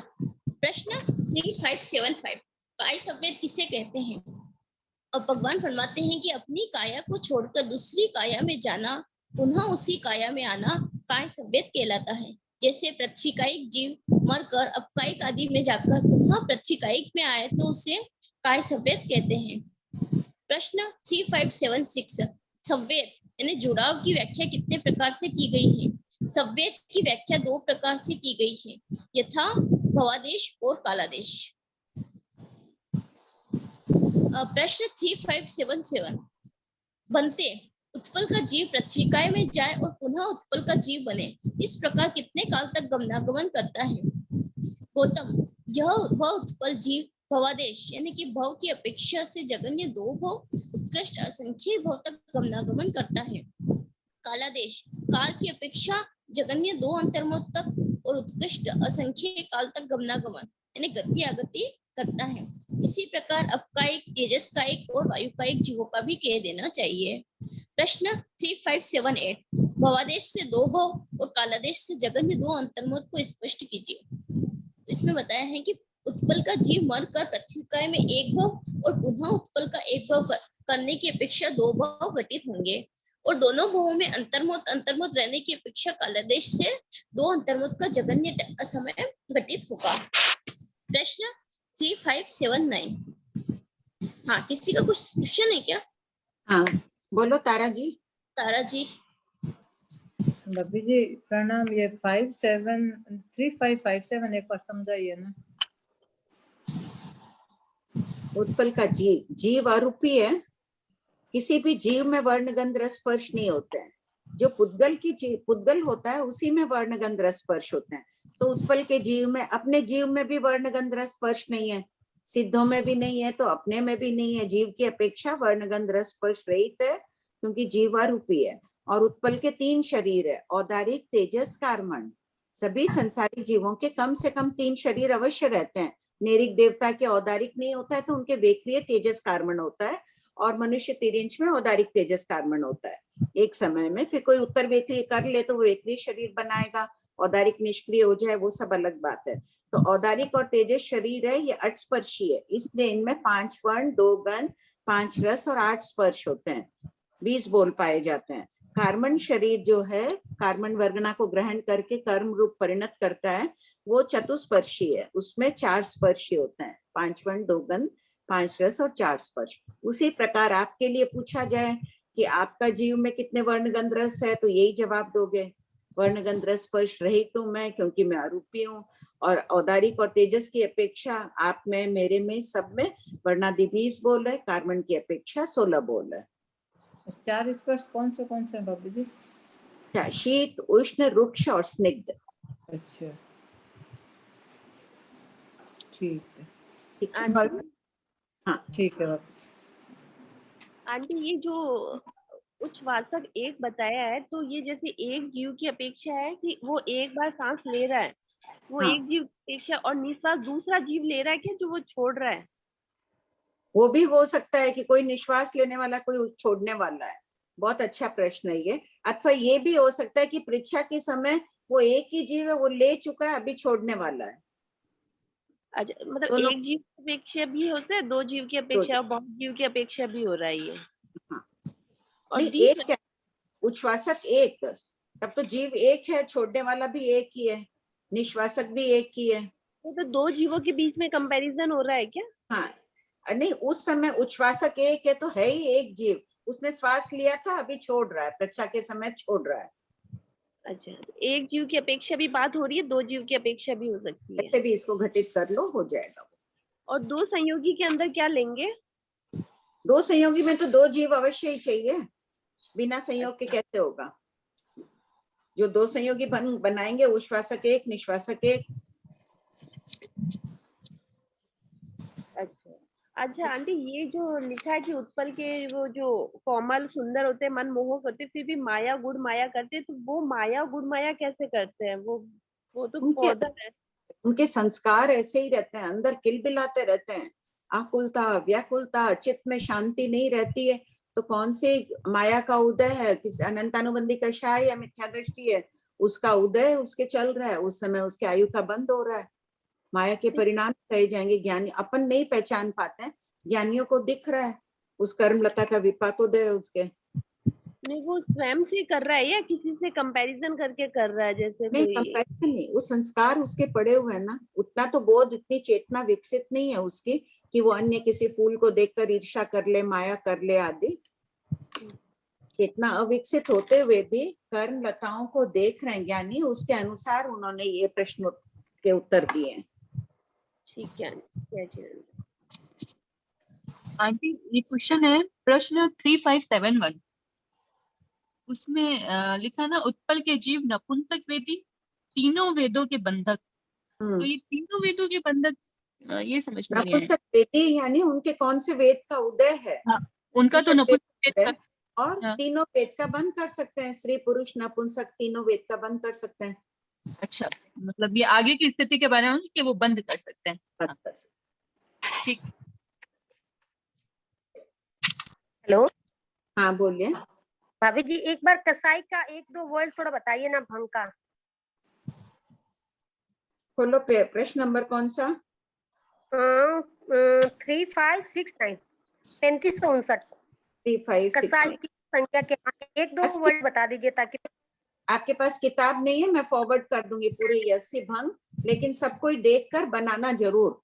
देखकर बनाएंगे, उसके बाद बिना देखे भी बनाना, मैं फॉरवर्ड कर दूंगी खींचकर पूरे भंग। बुक में नहीं, आपके पास आगम स्तोक मंजूषा और आगम स्तोक तो है, पर उसमें ये नहीं है शायद मेरे पास। भाग 7 सबके पास आ जाएगा, सब कोई देखकर पढ़कर बनाना। कौन से भाग में आंटी आगम स्तोक मंजूषा? भाग 6 में, 5 में या 6 में देख लेना ना। ठीक है। नहीं है भाभी जी, 5 भाग तो है मेरे पास। हाँ तो होगा, 6 में होगा। ठीक है, शायद देखूंगी वापस। शोभा भी देखकर पेज नंबर बताइए। हाँ मैं भी। हाँ पढ़िए, पढ़ो प्रिंस। अने कौन पढ़ रहा था? और किसी का कोई डाउट है? अन्नपूर्णा जी, हाँ बोलिए। आंटी, आगम स्तोक मंजूषा भाग 5 और पेज नंबर 168 में है। ठीक। हाँ जी, पढ़ो।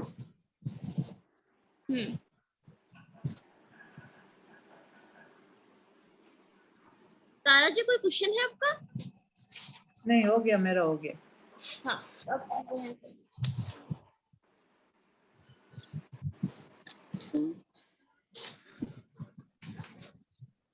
क्वेश्चन 3579 से पढ़ना है ना प्रश्न? हाँ। प्रश्न 3579, उत्पल के जीव का वनस्पति में काय सव्यत कितना है? भवादेश से जगन्य 2 भव उत्कृष्ट अनंत भव करता है। कालादेश से जगन्य 2 अंतर्मुहूर्त उत्कृष्ट अनंत काल या वनस्पति काल। इस काल के बाद उत्पल का जीव मनुष्य गति में जाता है, क्योंकि तिर्यंच गति की काय स्थिति इतनी ही है। उत्पल के जीव तिर्यंच में गमनागमन करेगा तो वनस्पति काल पर्यंत अनंत काल तक गमनागमन करेगा, उसके बाद उसको निकलना ही पड़ेगा। और उत्पल का जीव है, वनस्पति की गति मनुष्य और तिर्यंच में ही है। तिर्यंच का पूरा हो गया, मनुष्य में आया, मनुष्य में आके फिर वो नरक देव कहीं भी जा सकता है। प्रश्न 3580, उत्पल के जीव का 3 विकलेंद्रिय में काय सव्यत कितना है? भवादेश से जगन्य 2 भव उत्कृष्ट संख्येय भव। कालादेश से जगन्य 2 अंतर्मुहूर्त उत्कृष्ट संख्येय वर्ष। प्रश्न 3581, उत्पल के जीव का तिर्यंच पंचेंद्रिय और मनुष्य में काय सव्यत कितना है? भवादेश से जगन्य 2 भव उत्कृष्ट 8 भव। कालादेश से जगन्य 2 अंतर्मुहूर्त उत्कृष्ट प्रथकत्व करोड़ पूर्व। प्रथकत्व करोड़ पूर्व में 8 करोड़ पूर्व होगा क्या? इसका हाँ, क्योंकि एक तरफ भी पंचेंद्रिय का भाव है तो 8 से ज्यादा भाव नहीं होंगे।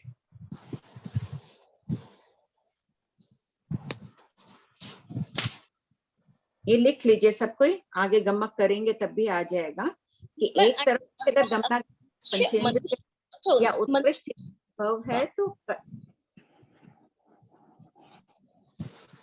ठीक पढ़ो। हाँ, उत्पल का जीव मनुष्य और तिर्यंश में उत्कृष्ट 8 भाव और तत्कत करोड़ पुर तक ही गमनागमन क्यों करता है?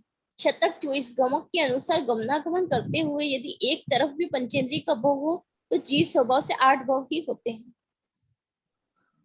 प्रश्न 3583 मनुष्य और तिर्यंश के उत्कृष्ट काय संवेद को स्पष्ट कीजिए।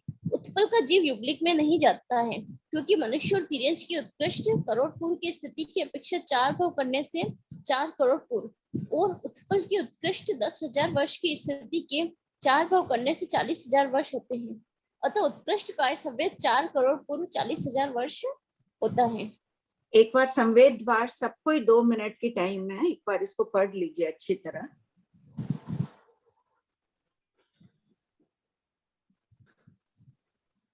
एकदम चित्त को शांत कर लीजिए पहले और फिर भगवती का ये अध्ययन करिए। मन में सोचिए जो भी मन में है, कुछ सब भाव अशुभ लेशाएं पूर्व की उसका खमत खामना करके मिच्छामि दुक्कडम दे के फिर पढ़ो इसको वापस। कुछ बोल रहे थे आप? कौन बोल रहा था? पृथक करोड़ का पूर्व का मतलब क्या हुआ? पृथक करोड़ पूर्व, पृथक का अर्थ होता है 2 से लेकर, जैसे पहले आ चुका है ना पहले भाग में पृथक्त्व की परिभाषा। पृथक्त्व शब्द का अर्थ है अनेक, तो यहाँ अनेक करोड़ पूर्व में 8 करोड़ पूर्व ही लेना है क्योंकि तिर्यंश पंचेंद्रिय और मनुष्य के साथ गमनागमन बता रहे हैं। तो अगले प्रश्न में दिया है ना, पंचेंद्रिय का भाव करेगा तो लगातार 8 भाव ही करेगा, गमनागमन उनके साथ करेगा। तो 8 करोड़ पूर्व नहीं होगा, 4 करोड़ पूर्व 40,000 वर्ष होगा ना, नीचे बताया ना वापस। हाँ हाँ, वो 10,000 वर्ष ही लेना है ना इसमें हाँ। अगर मनुष्य में भी गमनागमन करे पंचेंद्रिय के भाव रूप में भी तो भी 8 करोड़ पूर्व से ज्यादा नहीं है। ठीक बात। हेलो पढ़ लिए आंटी जी। हाँ हेलो हाँ बोलिए। हाँ बोलिए विमला जी। जय जिनेंद्र आंटी जी। जय जिनेंद्र। पेज ये प्रश्न नंबर ये वापस उत्पल का जीव वनस्पति काय संवेद कितना है? ये भवादेश से जगन्य 2 भव उत्कृष्ट अनंत भव करता है। कालादेश से जगन्य 2 अंतर मुहूर्त उत्कृष्ट अनंत काल। वनस्पति काल, इस काल के बाद उत्कल का जीव मनुष्य में जाता है। ये समझ में नहीं आया क्योंकि तीन सभी गतियों की काय स्थिति बताई गई है कि अमुक जीव है, कोई मनुष्य में गमनागमन करेगा तो कितने काल तक गमनागमन करेगा, तिर्यंश गति में ही अगर घूमता रहेगा तो कितने काल तक कर सकता है, उसके बाद उसको उस गति का त्याग करना ही पड़ता है।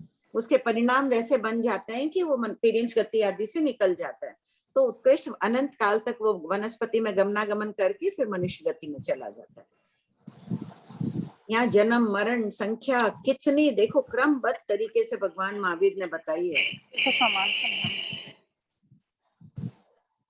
हो गया सब पढ़ लिए संवेद द्वार में? किसी को कोई डाउट है?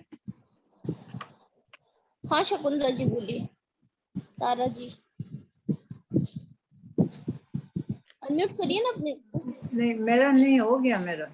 हाँ, आपका हैंड रेस पड़ा है ना इसलिए वो बार बार बोल रही है। अच्छा मैं लोअर की नहीं कर देती हूँ।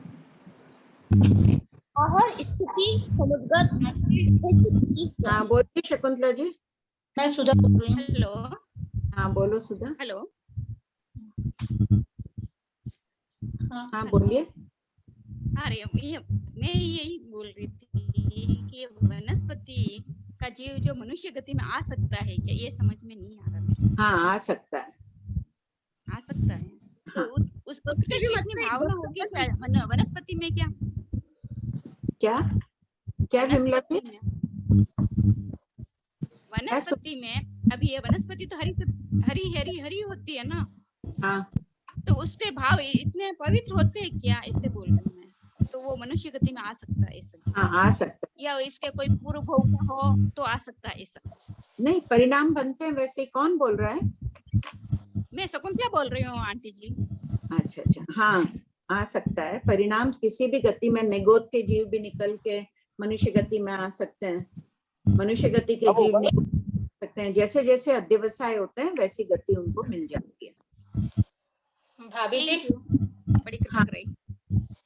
हाँ सुधा, 3581 में जो अपने सेकंड पॉइंट में इस प्रत्यक्ष करोड़ पूर्व दिए हैं उसमें 4 करोड़ पूर्व दिए ना, इसमें 35 वो सुनो बात है। वापिस बोलो सुधा। उसमें अपने काय संवेद बताए हैं ना, तो काला देश से जगन्य 2 अंतर्मूर्त उत्कृष्ट पृथक करोड़ पूर्व दिया है। हाँ, इसमें अपने 4 करोड़ पूर्व ही लेंगे ना। फिर नीचे खोल दिया है ना, शास्त्र में पृथक करोड़ पूर्व शब्द था इसलिए दे दिया है, नीचे खोल दिया है ना, काय संवेद को स्पष्ट किया है। मतलब इसको 8 करोड़ पूर्व नहीं लेंगे ना अभी, जैसे हाँ, अपने एक बार 8 नहीं लेना है।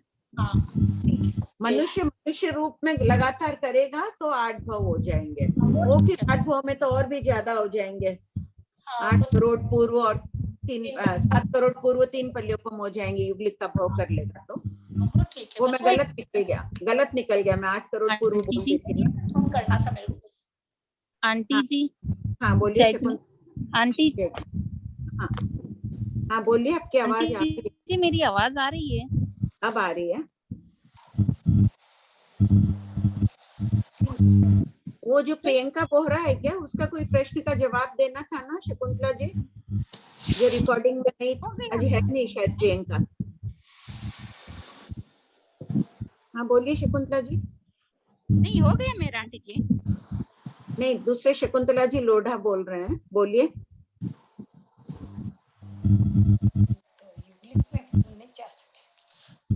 नहीं किसी का दिखे आंटी क्वेश्चन। आहार स्थिति समुद्रगार 28 से 30 द्वार। प्रश्न 3584 बनते उत्पल का जीव कितने दिशा का आहार लेता है? गौतम द्रव्य क्षेत्र काल भाव यावत 288 बोल का और नियमा 6 दिशा का आहार लेता है। 288 बोल का वर्णन लघु दंडक के ठोकरे में अथवा श्रीमद प्रज्ञात्मक सूत्र के 28वें पद में देखें। प्रश्न 3585 उत्पल के नींव जीव। जिज्ञासा हो रही है सबको मन में कि हम लघु दंडक का थोपड़ा खोल कर देखें।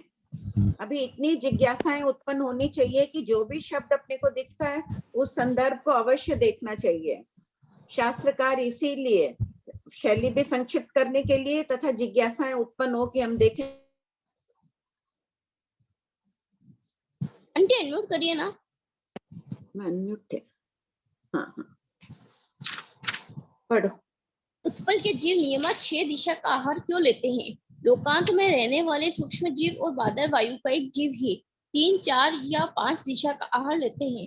उत्पल के जीव लोकांत में नहीं होते हैं, इसलिए वे नियमतः 6 दिशा का आहार लेते हैं। 3586 बनते उत्पल के जीवों की स्थिति कितने काल की है? गौतम जगन्य अंतर्मुख उत्कृष्ट 10,000 वर्ष की है। प्रश्न 3587 बनते उत्पल के जीवों में कितने समुद्रघात कहे गए हैं?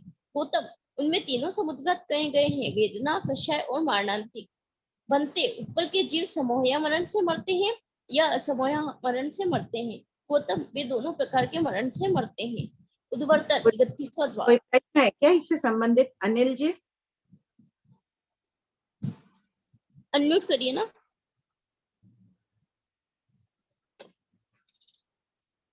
हाँ अलका जी बोलिए।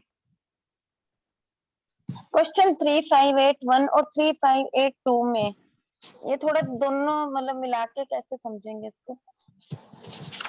संवेद की परिभाषा दी हुई है ना 3575 में अलका जी। हाँ वो तो आ गया। हाँ कि आ गया। एक बस बीच में भव करेगा पृथ्वी का और फिर उसी में उत्पन्न हो जाएगा वनस्पति में। और उत्पल का संवेद हो गया। उत्पल का जीव 3581 में है कि अगर वो तिर्यंश पंचेंद्रिय के साथ काय संवेद कर रहे हैं तो वो जगन्य 2 भव करेगा। उत्पल है, मर के पंचेंद्रिय तिर्यंश हुआ, वापिस उत्पल हुआ, 2 भव वो हो गए। और 8 भव करेगा तो बाद 4 भव तिर्यंश पंचेंद्रिय के करेगा, 4 भव उत्पल करेगा। हाँ तो दूसरे वाले में हम कहेंगे कि 4 भव मनुष्य के और 4 भव त्रियंश कैसे कहेंगे? हाँ 2 भव दूसरे में 4 भव 2 अंतर्मुहूर्त काला देश से इसका बता दिया और उत्कृष्ट 8 भव में 4-4 बोलेंगे। ठीक है आंटी जी हाँ शकुंतला जी बोलिए। आंटी जी मेरे 3-4 डाउट्स हैं, मैं अभी पूछ सकती हूँ? अभी जो कर रहे हैं उससे रिलेटेड हो तो पूछिए, वरना आप ना 10 मिनट बाद पूछ लीजिएगा। ठीक है, फिर मैं 10 मिनट बाद पूछती हूँ। हाँ। उद्वर्तन 31वां द्वार। प्रश्न 3589 बनते उत्पल के जीव मरकर कितने स्थानों में उत्पन्न होते हैं? गौतम 49 स्थानों में उत्पन्न होते हैं, 46 तिर्यंच और 3 मनुष्य। प्रश्न 3590 तिर्यंच के 48 वेद होते हैं, परंतु यहाँ 46 वेद का कथन किस अपेक्षा से है? तो वनस्पति इकाई के सूक्ष्म साधारण और प्रत्येक के पर्याप्त अपर्याप्त से 6 वेद होते हैं, किंतु श्री प्रज्ञापना सूत्र पद 3 के अनुसार सूक्ष्म वनस्पति साधारण शरीरी निगोद ही होती है। इस अपेक्षा से यहाँ वनस्पति के सूक्ष्म और बादर के पर्याप्त अपर्याप्त 4 वेद कहकर 2 वेद कम कर दिए गए हैं। उत्पल के जीव कितनी गति से आते हैं और कितनी गति में जाते हैं? उत्पल के जीव मनुष्य, तिर्यंच और देवगति से आते हैं और मनुष्य तथा तिर्यंच 2 गति में जाते हैं। सभी जीवों का मूल आदि में उपपाद यानी 32वां द्वार। प्रश्न 3592 कमल की केसर के समान गौर वर्ण वाले गौतम स्वामी ने पूछा, बनते क्या सभी प्राण भूत जीव सत्व उत्पल के मूल रूप में, कंद रूप में, नाल रूप में, पत्ते रूप में, केसर रूप में, कर्णिका रूप में, थिबुक रूप में पहले उत्पन्न हुए हैं? तो भगवान फरमाते हैं, हाँ गौतम, अनेक बार अर्थात अनंत बार उत्पन्न हुए हैं। अंटे थिबुक रूप में मतलब ये नीचे है अगला प्रश्न। अच्छा। प्रश्न 3593 केसर, कर्णिका और थिबुक किसे कहते हैं? केसर यानी फूलों के बीच का जो रेशा होता है उसे केसर कहते हैं, कर्णिका जो बीज कोश होता है उसे, और थिबुक यानी पत्तों का उत्पत्ति स्थान। बेटे पत्तों का उत्पत्ति स्थान कौन सा होगा?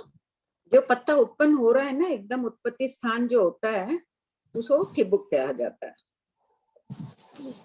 शालुक, पलाश आदि शतक 11 लिखे थे ना, ध्यान है सबको। सर्वश्रेष्ठ रूपवान तीर्थंकर होते हैं, उसके बाद किसका नंबर आता है?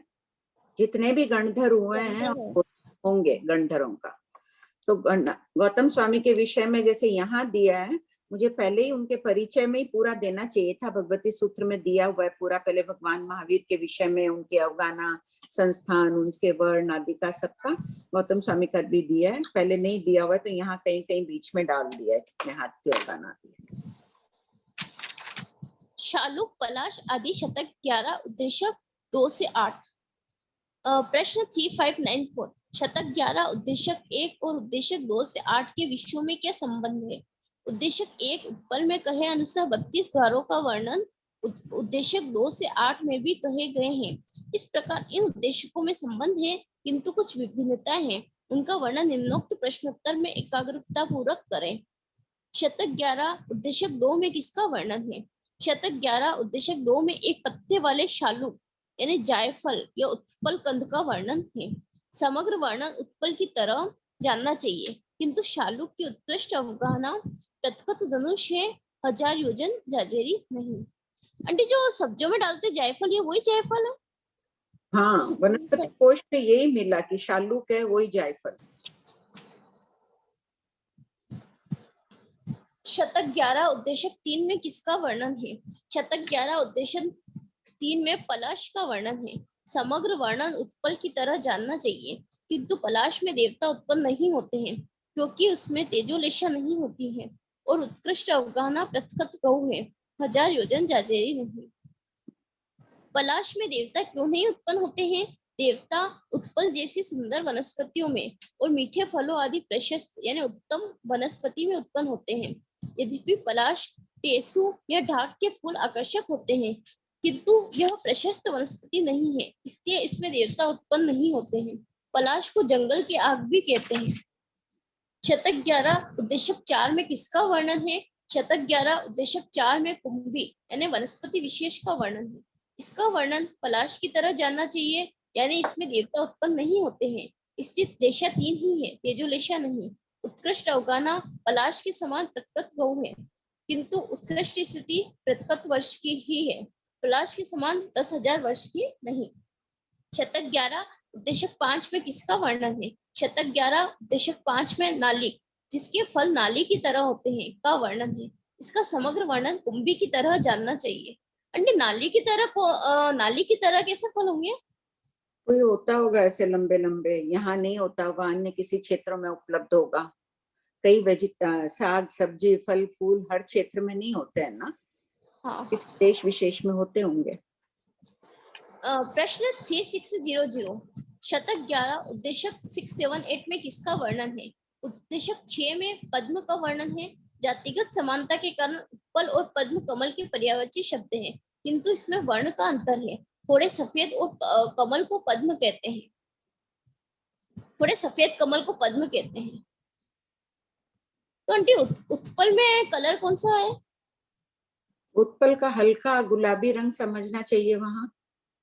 और इसका थोड़े सफेद जो कमल होते हैं ऐसा, हाँ, मतलब जो वाइट कमल होते हैं उसका वर्ण पद्म में, ऐसा समझना।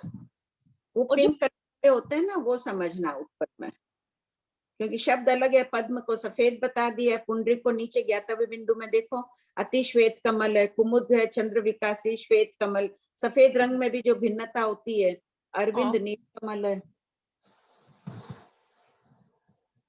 सामान्यतः अपन सोच लेते हैं पर्यायवाची है, लेकिन कुछ न कुछ पर्यायवाची शब्दों में भी ज्ञानियों की दृष्टि में कुछ न कुछ अंतर रहता है। मतलब कलर चेंज होने से भी मतलब उनका वर्णन चेंज हो जाता है। उनका नाम अलग बता दिया, उनका अलग बता। उद्देशक 7 में कर्णिका का वर्णन है। प्रतिकार के अनुसार कर्णिका का एक अर्थ बीजकोश है, कनेर का वृक्ष भी संभव है। उद्देशक 8 में नलिन यानी थोड़ा लाल कमल का वर्णन है।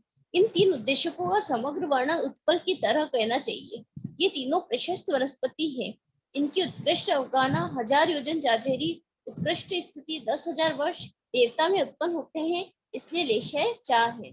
ज्ञातव्य बिंदु पुंडरीक, पुंडरीक मतलब अति श्वेत कमल, कुमुद, कुमुद यानी चंद्र विकासी श्वेत कमल, और अरविंद यानी नील कमल। प्रश्न 3601 शतक 11 के उद्देश्यक 1 उत्पल यावत उद्देश्यक 8 नलिन में क्या समानता और विषमता है? इन सभी उद्देश्यों के जीव प्रत्येक शरीर वनस्पति हैं, क्योंकि इनमें 1, 2, 3 यावत असंख्य जीव उत्पन्न होते हैं। सभी की जगन्य अवगाहना अंगुल का असंख्य भाग और जगन्य स्थिति अंतर्मुख है, किंतु निम्नोक्त उद्देश्यों में उत्कृष्ट स्थिति, उत्कृष्ट अवगाहना, लेश्या और आगति में अंतर भी है। उद्देश्यक 2 में उत्कृष्ट अवगाहना प्रतिपथ धनुष है। उद्देश्यक 3, 4, 5 में उत्कृष्ट अवगाहना प्रतिपथ गौ है, लेश्या 3 है और देवगति से नहीं आते हैं। उद्देश्यक 4, 5 में उत्कृष्ट स्थिति प्रतिपथ वर्ष है। ज्ञातव्य बिंदु 2 से 8 उद्देश्यों का शेष वर्णन उत्पल के समान कहना चाहिए। अब किसी का कोई डाउट हो ना तो पूछ लीजिए। हाँ, अनिल जी लोड़ा, आरती जी, नवलखा, अन्नपूर्णा जी। हाँ, आंटी जी। हाँ बोलिए। 2714 जो पुरानी बुक है, फर्स्ट भाग, उसके अंदर लिखा है। एक मिनट, सब कोई खोल लीजिए पेज नंबर 488।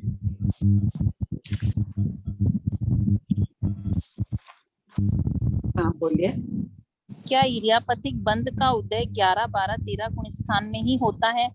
नहीं, एक मिनट, हाँ 2714 ठीक है, पढ़िए। हाँ, नहीं, इरियापतिक कर्म बंध काल करे तो चौथे गुण स्थान में, गिरे तो 10वें गुण स्थान में और चढ़े तो 14वें गुण स्थान में जाता है। अतः इन तीनों गुण स्थानों में एक एक समय तक इसका उदय रहता है।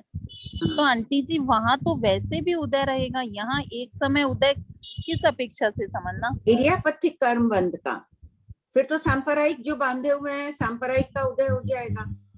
तो इरियापतिक कर्म बंध में एक साता वेदनीय का ही तो वेदनीय कर्म का बंद करेगा। नहीं, तो वेदनीय का बंद कर रहा है, वो कितने समय की स्थिति है? पहले समय बांध रहा, समय वेद रहा, दूसरे समय उदय, तीसरे में निर्जरा। तो जो बंधक जीव है वो काल कर रहा है, 11वें जीव स्थान वाला ही काल करेगा। हाँ। तो अगले समय में जहां भी वो जा रहा है तो उदय तो होगा ही ना उसका, इरियापतिक का उदय होगा। नीचे भी गिरेगा तो 10वें जीव स्थान में भी उसका उदय हो जाएगा एक समय के लिए। सांप्रदायिक बंध भी उदय भी चालू हो जाएगा, इरियापतिक भी रहेगा।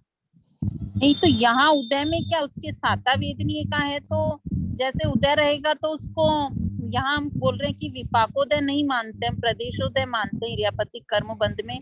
नहीं, तो चाहे उस अपेक्षा से नहीं, प्रदेशोदय है तो वो कर्म दलित तो एक विशिष्ट प्रकार के हैं ना, उनका उदय हो रहा है अगले समय में। नीचे गिरा है तो भी एक समय तक तो उन कर्मों का उदय है ही। बांधेगा तो उदय नियम होगा ना अगले समय में। काल करेगा तो अगले समय बाटे बेटे में जरूरी होगा उसका उदय। तो दोनों समय, तो फिर दोनों रहेगा आंटी जी, इरियापति का भी रहेगा और सांप्रायिका के भी रहेगा। हाँ। अच्छा, और एक आंटी जी इसमें आप 2702 में आपने बताया कि पूर्वधर भी 2702 सबको खोल लीजिए। 2702 486 पेज नंबर। हाँ पढ़िए। पूर्वधर भी उपयोग लगाकर केवली की तरह जान लेते हैं, तो समानता क्या रहेगी आंटी जी? विषमता क्या रहेगी पूछिए। विषमता हाँ, विषमता मतलब हाँ, विषमता क्या रहेगी केवलियों से उनकी? केवली तो त्रैकालिक देखते हैं ना, अतीत काल के भी सभी पर्याय, अनागत काल भविष्य काल के भी सभी पर्याय देखते हैं। पूर्वधर तो असंख्य काल के देख लेंगे बस, ये बहुत बड़ा अंतर है। और सभी पर्याय, अरूपी द्रव्यों को भी देख लेते हैं, केवली अरूपी को नहीं, ये श्रुत ज्ञान के बल से जान लेते हैं। हाँ, देखेंगे तो नहीं ना, बस श्रुत ज्ञान से उनको जान लेंगे। हाँ जान लेंगे। जैसे अपन भी देखो, अनुत्तर विमान है, वहां है 4 अनुत्तर विमान, सिंगाड़े के आकार के हैं, वो गोल है, तो अपन भी उपयोग लगा रहे हैं तो जान रहे हैं ना। उनका अतिशय ज्ञान है, वो विशिष्ट रूप से देखेंगे। बाकी श्रुत ज्ञान के बल से अपन भी थोड़ी बहुत चीजें तो जान ही रहे हैं ना। जैसे अपन श्रुत ज्ञान के बल से थोड़ा बहुत जान रहे हैं, वो विशेष जानेंगे क्योंकि उनका ज्ञान विशाल है इसलिए। हाँ, तो केवली की तरह ही जान रहे हैं। केवली भी तो विशिष्ट प्रकार से जान रहे हैं। अनुत्तर विमान है, उनके भी केवल ज्ञान में ये ध्यान है कि अमुक अनुत्तर विमान का अमुक देव है, वो है, तो उन बातों को ये भी जान लेते हैं। अच्छा, और एक आंटी जी 2685 पेज नंबर 482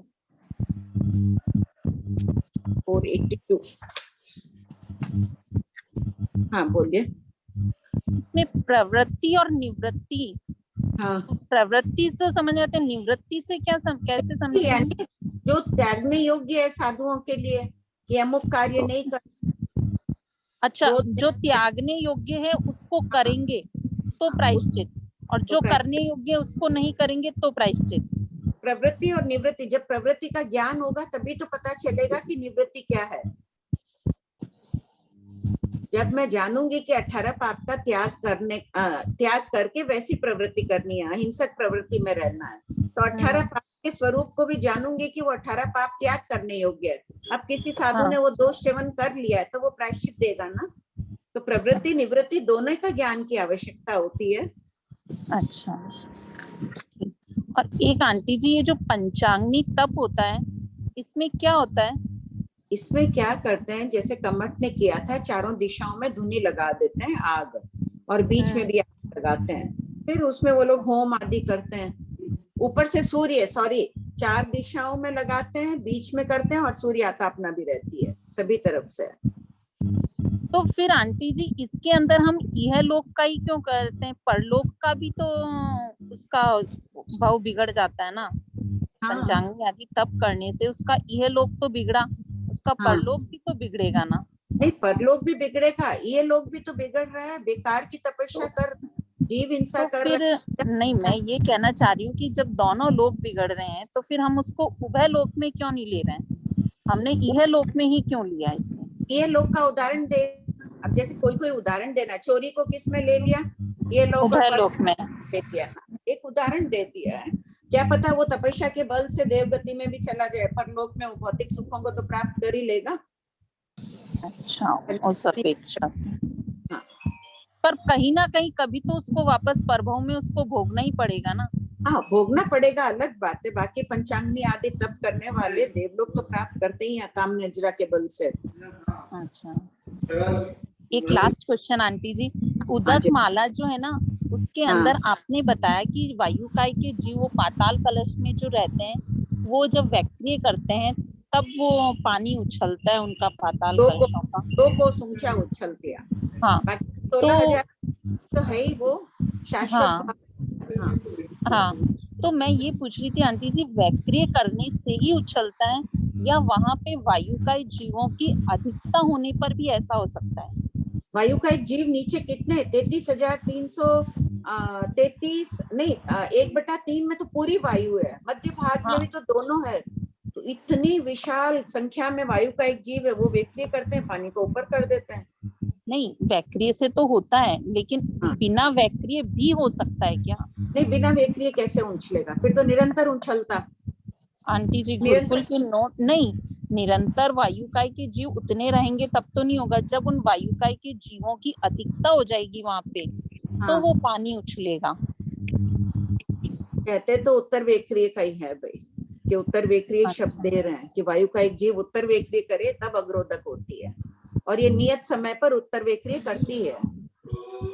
अच्छा, चतुर्दशी, अमावस्या, पक्षी, वहाँ नोट में ना वायुकाय के जीवों की अधिकता का बता रखा था।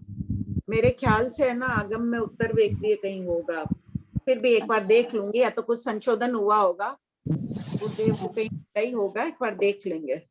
और वो गर्भ के जीव में आंटी जी जो वैक्रिय रूप बनाता है, और जब वो वैक्रिय रूपों को मारते हैं वो मरते नहीं है, तो आपने फरमाया ना कि वो गर्भ के जीव को जाकर के मारते हैं। हाँ, तब वो मरेगा। मान लो कि माता खड़ी है, माता को बाण लग गया, माता मर गई, तो पूरी का पूरी चतुरंगिनी सेना गायब हो जाएगी। तो उन वैक्रिय शरीरों को मारने पर उस जीव को आघात नहीं लगता है? किस जीव को? माता को? हाँ, नहीं, माता के गर्भ में जो जीव रहा हुआ है, हाँ नहीं, उसको नहीं लगता है, वो तो तांता चल रहा है ना, आत्म प्रदेशों का संबद्ध बनाया, तो आत्म प्रदेशों का तांता चल रहा है, उस पर क्या बाधा पीड़ा, कितनी कटार तो आंटी जी उन वैक्रिय रूपों में आत्म प्रदेश रहेंगे, तो फिर उन शरीरों को पीड़ा होगी, तो उसको पीड़ा नहीं होगी?